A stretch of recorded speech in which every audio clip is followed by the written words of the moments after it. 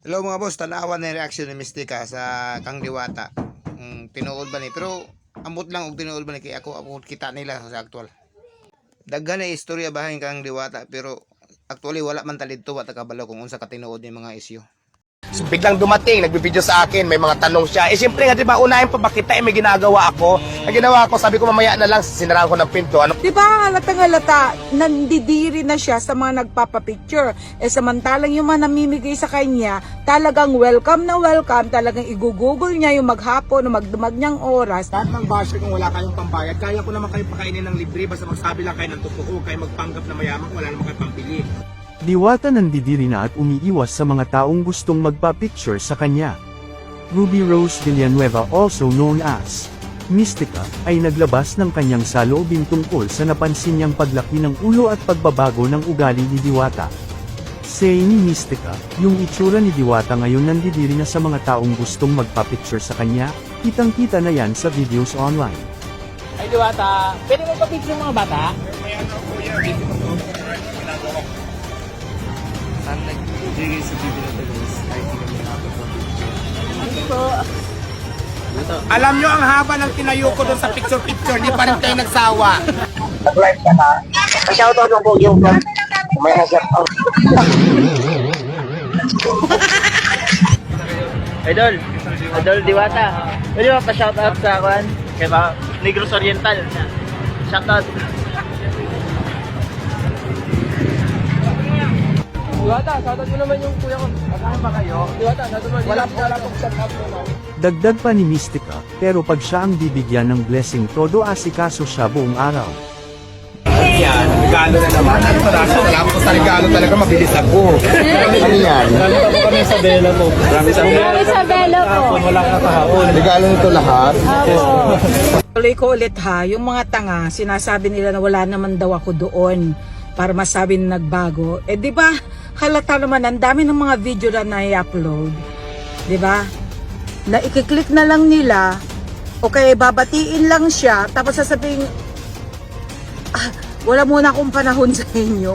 Oh my God, mamaya na yung papicture. Wala, bumati lang yung tao. Pagkatapos sasabihin, mamaya na lang busy ako. Nag-hi Diwata lang.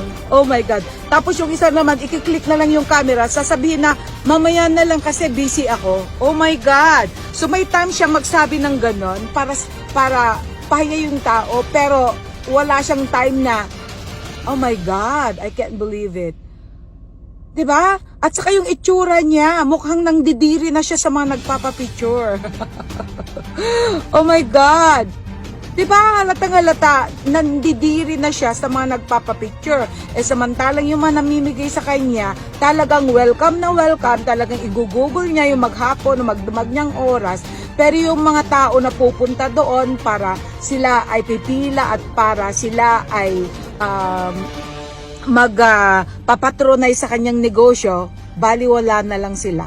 May mensahe naman kay Diwata ang ibang influencers. Hawain mo. Oo, gusto ka na makita eh. Oy. Bango mo naman. Paano ako sa mga palungkot na bago? Congratulations dahil ako sa mga sila. Nakita mo yung issue nila na nagawa ka daw ng mga vlogger. Alam mo lang ga, ito ang sasabihin ko sa'yo. Should be thankful kasi ang magbablog, saglit lang yan. Kaya yun ang pinapayo ko sa'yo, unahin mo tong business mo. Salamatan mo tong mga vlogger nandito kasi sila yung ako sa'yo, mag-concentrate mo dito sa negosyo mo, palakihin mo to. Kasi ang pagbablog, saglit lang. Pag nalaos ka, wala ka na. Pero pag itong parisan mo na palaki mo, na ako sinasabi ko sa'yo, isa ka sa 20 milyonaryo dito sa Pilipinas. Sa mga basher ni Diwata, magtay kayo sa inggit. Magtrabaho kasi kayo. Huwag yung puro inggit. Suportahan na lang natin.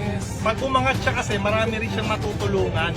Kasi the more na magbablog tayo dito, the more na mas magiging aware yung mga tao, the more na mas pupunta sila dito.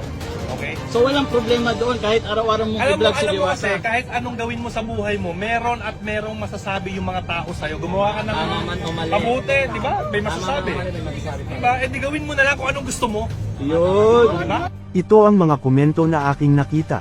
Ang mga taong nagpasikat sa iyo at nagpayaman, hindi ang mga nagre-regalo sa iyo at mga sikat, kundi yung mga masang Pilipino na ang hangad makita ka at makapagpa-picture sa iyo.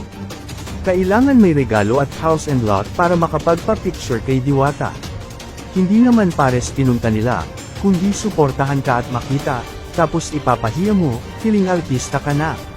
Magagaya ka kay Greenman ng Baguio, lumaki ulo at may attitude kaya biglang iniwan ng mga tao.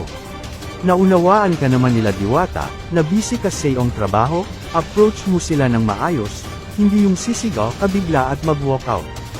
Dagdag pa ni Mystica ang bilis niyang nagbago, papaano pa ma-inspired ang tao sa kanya kung ganoon siya, akala mo kung sino na siya na hindi na maabot.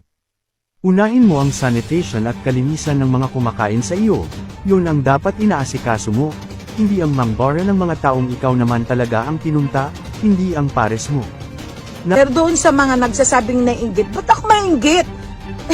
Diba? Kung tutuusin, ba't ako mainggit? Sa paresan niya, sa nilalangaw na paresan niya, pagkatapos hindi pa well sanitized or whatever. Oh, first of all, wala pa talaga siyang lisensya. Secondly, wala pa talaga siyang inspected talaga na, sanitary inspected na business niya dahil wala pa talaga. So kung tutuusin, di ba? Hindi pa tayo nakakasigurado kasi nakita ko, yung pagluluto na nga lang nila ng bigas, ni hindi man lang inugasan. Kumukulo na yung tubig, tapos inihalo na lang yung hindi pa nahuhugasan na kanin o kaya bigas. Oh my God! Narito naman ang kanyang pahayag. Hindi natin maiwasan mapagod, di ba? Nakurubot. Minsan mainit na din yung ulo ko, di ba? Sobrang pagod na. Dagdag pa yung mga nagpapapriority. Kaya minsan natatarayan ko talaga, real talk talaga tayo doon, di ba? Tama. Eh ngayon, nasa sa inyo na yun. Kasi katulad nung nagpa-vlog dati.